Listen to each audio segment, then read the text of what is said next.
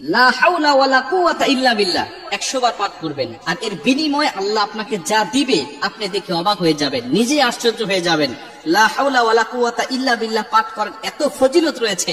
হাদিস শরীফের মধ্যে আল্লাহ রাসূল বর্ণনা করেছেন, আমরা অনেকেই বিষয়টা জানি না। লা হাওলা ওয়ালা কুওয়াতা ইল্লা বিল্লাহ এই কালিমাটা জানি না এমন মানুষ কিন্তু খুঁজে পাওয়া খুব দুষ্কর হবে, কিন্তু এর ফজিলতটা আমরা অনেকেই জানি না। না জানার কারণে আমরা বিশাল ফজিলত থেকে, বিশাল বিশাল আমল থেকে আমরা কিন্তু মাহরুম থাকতেছি। আপনি যে কোনো বিপদে পড়েছেন, এমন বিপদ যা আপনার দেওয়ালে পিঠ ঠেকে গেছে, আপনাকে পথ, আপনার সামনের কোনো পথ নাই, আপনি যদি এই অবস্থার মধ্যেও এই কালেমাটা পাঠ করেন, 100 বার যদি কালেমাটা পাঠ করেন, আল্লাহ রাসূল সাল্লাল্লাহু আলাইহি ওয়াসাল্লাম বলছেন আল্লাহ পাক স্বয়ং নিজে তাকে পথ দেখিয়ে দিবেন।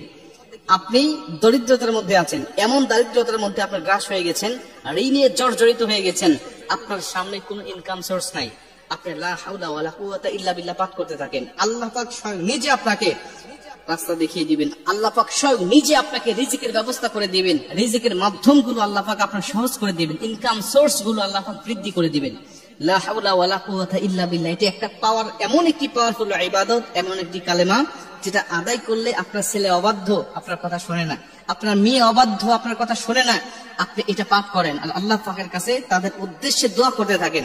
আপনার ছেলে বিদেশ যেতে পারতেছে না, আপনি ভিসার জন্য আপনি বারবার আবেদন করতেছেন কিন্তু যেতে পারতেছেন না, যে কোনো একটা সমস্যার কারণে যেতে পারছে না, আপনি লা হাওলা ওয়ালা কুওয়াতা ইল্লা বিল্লাহ এই আমলটা করতে থাকেন। আল্লাহ রাসূল সাল্লাল্লাহু আলাইহি ওয়াসাল্লাম লা হাওলা ওয়ালা কুওয়াতা ইল্লা বিল্লাহ পাওয়ার সম্বন্ধে বলেন যে আল্লাহ পাক যখন আরশে আজিম যখন গঠন করলেন, তখন ফেরেশতাদেরকে বললেন তোমরা এই আরশে আজিমটা কাদের উপরে নাও। ফেরেশতা বললেন ইয়া রাসূলুল্লাহ, হে আল্লাহ, আপনার আজিমাত রয়েছে এই আরশের উপরে, আমরা কেমনে এই আরশটা বহন করব বলেন। আল্লাহ পাক তাদেরকে শিখালেন তোমরা বলো লা হাওলা ওয়ালা কুওয়াতা ইল্লা বিল্লাহ। ফেরেশতারা লা হাওলা ওয়ালা কুওয়াতা ইল্লা বিল্লাহ বলতে দেরি হয়েছে, আরশে আজিম তাদের কাদের উপরে উঠতে দেরি হয়নি বা তারা তুলতে আর তাদের দেরি হয় নাই।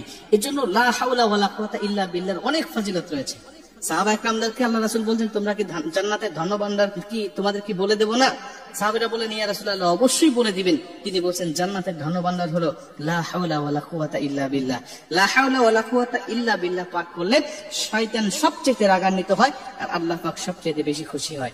এজন্য উঠতে বসতে চলতে ফিরতে, বিপদে আপদে বালা মুসিবতে, অসুস্থ অবস্থায় সুস্থ অবস্থায় সব সময় আপনারা এই লা হাওলা ওয়ালা কুওয়াতা ইল্লা বিল্লাহ আলিউল আযীম এই দোয়াটা, এই কালিমাটা আপনারা বেশি বেশি পাঠ করবেন।